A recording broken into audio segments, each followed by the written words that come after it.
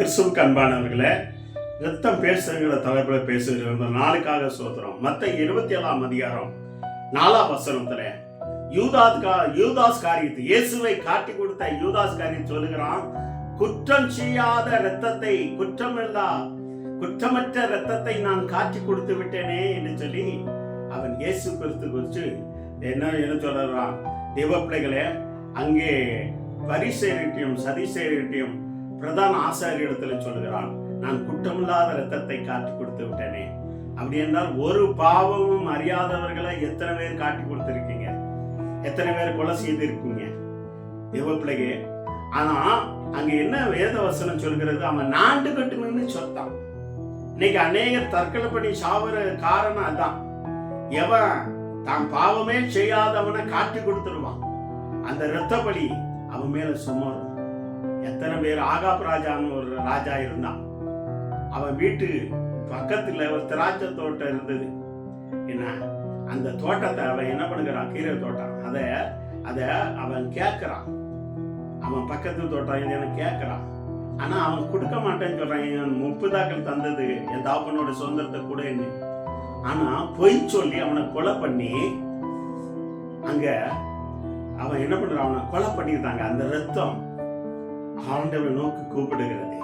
அதனாலதான் ஆகாபுடைய ரத்தத்தை நாய் கக்கினது, அவனுடைய மனைவியுடைய ரத்தத்தை நாய் கக்கினது. தேவ பிள்ளைகளே, ஆண்டவர் எப்படி பண்றாரு பாருங்க. நீதிமான் கொலைக்கு நீ உடந்தையாக இருப்பாயானால், அரசியல்வாதியே, அரசு ஊழியரே, யாரா இருந்தாலும் சரி, நீதிமானா ஒரு அதிகாரியாக இருக்கலாம், மக்களா இருக்கலாம், அவனை எப்படியாவது கொலை செய்திடணும் அப்படின்னா அது பாவம், குற்றமில்லாத நாட்டு நின்று தான் சாவணும். இப்போ பார்த்தோம், கோயம்புத்தூர்ல ஒரு அப்பாவிய கொலை பண்ணி விட்டாங்க. அந்த ரத்தம் யார சுமரும்? உங்களுக்கு தண்டனை அனுப்பிச்சு வந்திருக்கலாம் அதிகாரியே, போலீஸ் அதிகாரியே, நீ தண்டனை அனுப்பிச்சு வந்துடலாம். ஆனா சாபம் பிள்ளைகள் பிச்சை எடுக்கும். சாத்தாங்குளத்துல தப்பு பண்ணுனா தண்டிச்சா அது கடவுள் என்ன பண்ண மாட்டாரு, ஒண்ணு கேட்க மாட்டாரு.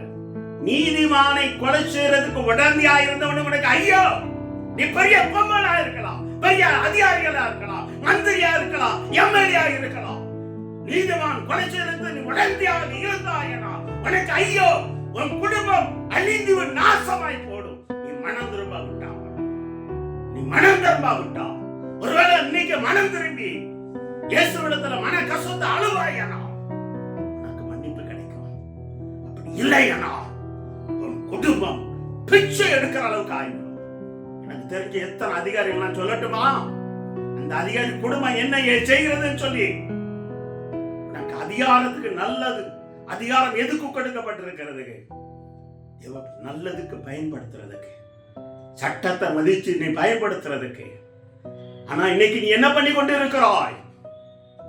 கடவுள் உன்னை கையிலே ஒரு வேலை கொடுத்திருக்கிறார். உன்னை மந்திரி ஆக்கி இருக்கிறார், எம்எல்ஏ ஆக்கி இருக்கிறார், முதலமைச்சர் ஆக்கி இருக்கிறார், பிரதமர் ஆக்கி இருக்கிறார். நீ என்ன பண்ணி கொண்டு இருக்கிறாய்?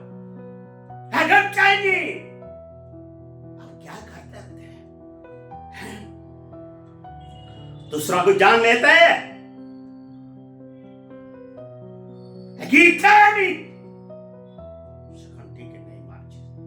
ஆண்டவருடைய கோபம் பயங்கரமாக இறங்கி வரும். இந்த யூதாசை போல இருக்காதுங்க. காட்டி கொடுத்து நீதிமானுடைய ரத்தத்தை நீங்க தேவ பிள்ளைங்க யாராக இருந்தாலும் சரி, நான் மன்னிப்பு கேளு. ஆண்டவர்கிட்ட மன கசந்தாலு. நீ கும்பிடுற தேவன் மன்னிக்கிற இல்லையோ, என் தேவன் இயேசு கிறிஸ்து மன்னிக்கிற தேவனாக இருக்கிறான்.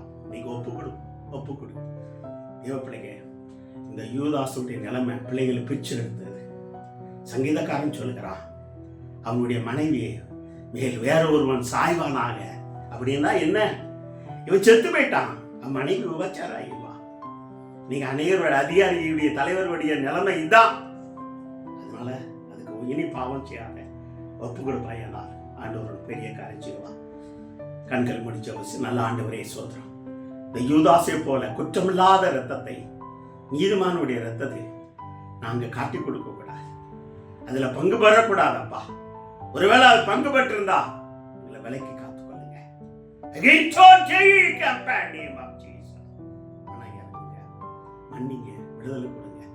இயேசுவின் நாமத்தாலே ஆசீர்வதி ஜெயம் எடுக்கிறோம். நல்ல தந்தையே, ஆமென், ஆமென். God bless you. மனம் திரும்புங்க. குற்றமில்லாத நீதிமான காட்டி கொடுத்துடாதுங்க. தப்பு செய்யாத தண்டிக்காதங்க. இந்த ரத்தப்படி உங்க மேல வரும். God bless you. ஆமென்.